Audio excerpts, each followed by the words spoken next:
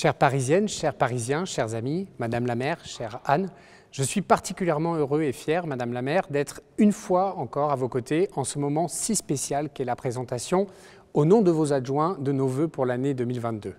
Vous le savez mieux que quiconque, encore plus aujourd'hui, dans les défis qui sont les vôtres, 2022 sera, pour les Parisiennes, pour les Parisiens, une année essentielle. D'abord, car elle vient clore une année 2021 éprouvante.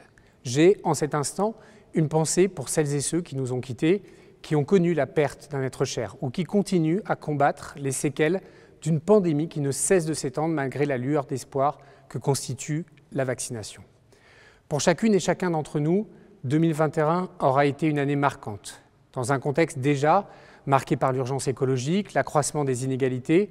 Nous avons su adapter Paris aux nouvelles réalités, pistes cyclables inscrites dans un réseau métropolitain, terrasses éphémères, déploiement des centres de vaccination et des lieux de test. Grâce à vous, ces évolutions essentielles marqueront de manière durable notre ville et la façon de l'habiter. Il a donc fallu se réinventer pour que notre action favorise la proximité à l'échelle des quartiers. Car vous souhaitez que nous raisonnions toujours plus près des citoyennes et des citoyens, de leurs besoins. C'est tout le sens du pacte parisien de la proximité et de la création de la police municipale qui place les maires d'arrondissement au cœur de l'action publique. Madame la maire, à l'heure où certains fantasment un passé idéalisé et des identités figées, faisons de cette ville cosmopolite, diverse et vivante notre fierté et œuvrons chaque jour pour la rendre plus agréable. Quand certains craignent que notre Paris change, réjouissons-nous au contraire qu'elle se transforme avec la force du collectif.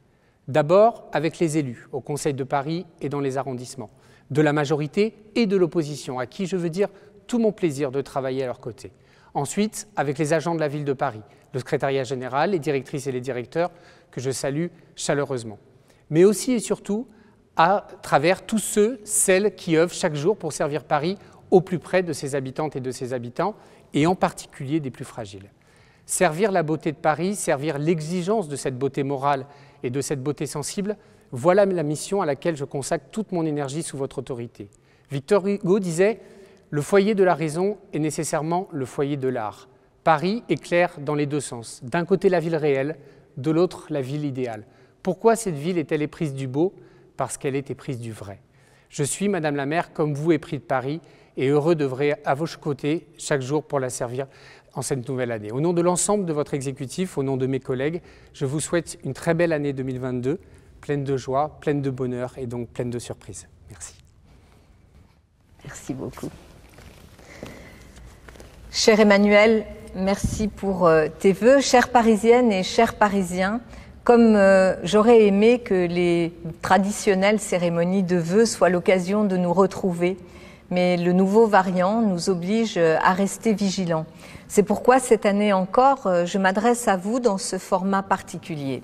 Je sais à quel point cette crise qui s'éternise et ces incertitudes peuvent créer de la lassitude, notamment chez nos aînés ou chez les parents d'élèves. Nous devons pourtant garder espoir, car c'est une certitude, nous sortirons de cette crise. Nous en sortirons en restant unis et en nous faisant confiance. Les atouts de Paris sont immenses. En 2021, grâce à la vaccination, nous avons retrouvé notre vie sociale tout en respectant les mesures sanitaires. Et pour cela, je tiens à vous dire merci. Merci d'avoir aidé Paris à se relever en restant fidèle à ses valeurs, une ville généreuse et attentive à celles et ceux qui en ont besoin. Je veux remercier aussi très chaleureusement les Parisiennes et les Parisiens qui ont porté haut la solidarité. Je pense au personnel soignant, à l'hôpital, dans nos EHPAD, mais aussi à la médecine de ville, aux pharmaciens qui n'ont jamais manqué à l'appel pour porter assistance aux autres. Merci à celles et ceux qui se sont mobilisés dans nos 27 centres de vaccination. Je remercie les agents municipaux qui ont assuré la continuité de notre service public tout en gérant la crise sanitaire. Et si Paris a tenu bon, c'est aussi grâce à elles et à eux. Merci aux commerçants, aux restaurateurs, aux hôteliers, aux acteurs culturels, aux artistes, aux entrepreneurs, aux artisans qui ont permis à l'économie parisienne de rebondir plus vite qu'ailleurs. Merci aussi à toute l'équipe municipale. Je veux saluer le travail des élus de Paris, des arrondissements, de la majorité comme de l'opposition. Merci à mes adjoints et au premier d'entre eux, Emmanuel Grégoire. Merci aux maires d'arrondissement qui ont fait progresser les projets de la mandature selon le calendrier fixé. Une fois encore, la municipalité s'est adaptée en créant la police municipale et 2 nouvelles directions, celle de la transition écologique et du climat, mais aussi la direction de la santé publique. Nous pouvons en être fiers. En 2021, notre ville a continué à se transformer pour mieux préparer l'avenir et relever le défi que nous impose le changement climatique. Nous avons redonné à la nature la place dont elle a besoin. Nous avons continué à faciliter la pratique du vélo pour lutter contre la pollution de l'air et mieux respirer. Nous avons ouvert l'Académie du climat qui, dans l'ancienne mairie du 4e arrondissement, a déjà accueilli 28 000 visiteurs depuis septembre.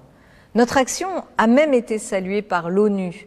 Voilà de quoi nous encourager à poursuivre sur cette voie.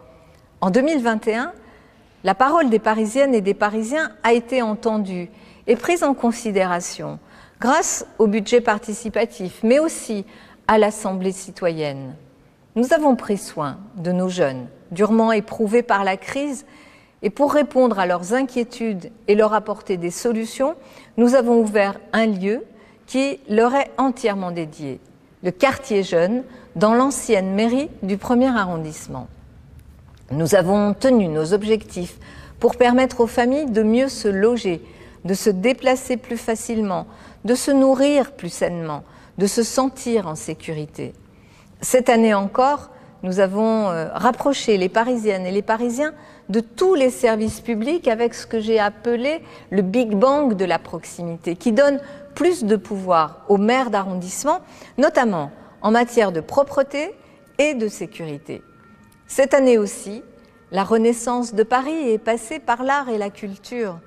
Le musée Carnavalet, la Bourse de commerce, l'Hôtel de la Marine, le musée Victor Hugo, le Grand Palais éphémère, ces lieux qui ont vu le jour sont notre fierté. En 2021, enfin, Paris est resté fidèle à son histoire. Capitale mondiale des droits humains, elle a soutenu les réfugiés afghans et accueilli les réfugiés LGBT persécutés. Et comme annoncé, une maison des Ouïghours ouvrira prochainement ses portes. En 2022, c'est cette même conviction qui doit nous animer. Nous poursuivrons la révolution écologique en portant une attention toujours plus grande aux plus vulnérables. Pour que nos moyens soient à la hauteur de notre ambition, nous investirons cette année 1,650 milliard d'euros pour transformer la ville et lutter contre les inégalités. Ainsi, pour mieux protéger nos enfants, une trentaine d'établissements scolaires sera accessible par des rues piétonnes. 6 nouvelles cours oasis verront le jour pour un air plus pur et une ville plus résistante aux fortes chaleurs. Près de 22 300 arbres seront plantés. Pour des rues plus propres, les responsables propreté se déploieront dans chaque quartier. De nombreuses pistes cyclables vont être encore aménagées. L'avenue Ledru-Rollin, l'avenue de Wagram, rue d'Amsterdam, le boulevard Pasteur, la rue de Vaugirard, le boulevard des Invalides ou encore la porte de Saint-Cloud. Pour accéder au savoir et à la connaissance, 2 grands projets de médiathèque seront lancés. James Baldwin dans le 19e arrondissement et Virginia Woolf dans le 13e arrondissement.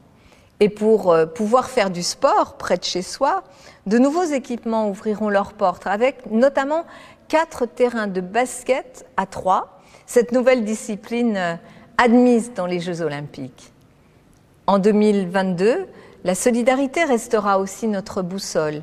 Et dès le 20 janvier, je compte d'ailleurs sur vous pour participer à la 5e édition de la Nuit de la Solidarité et recréer du lien là où la crise nous a trop souvent éloignés les uns des autres.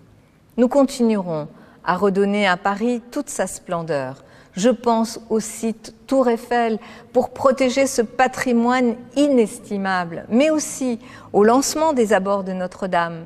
Je n'oublie pas non plus l'ouverture au public du projet Morland en bord de Seine. Nous poursuivrons l'embellissement de Paris en portant une attention particulière aux portes qui nous relient à la métropole.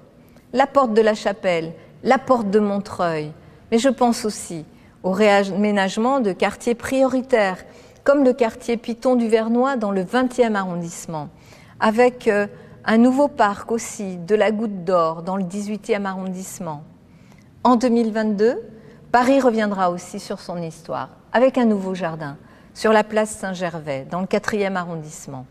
Il sera dédié à la mémoire des victimes des attentats de 2015. Nous partagerons aussi les émotions fortes grâce à la culture et grâce à nos artistes, avec l'Olympiade culturelle de la nouvelle édition de Nuit Blanche.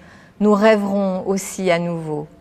Enfin, le compte à rebours des Jeux olympiques et paralympiques de 2024 va s'accélérer. Après Tokyo, cet été, Paris continuera de se préparer pour accueillir cet événement historique avec la nouvelle Arena, Porte de la Chapelle, mais aussi la rénovation des sites d'entraînement.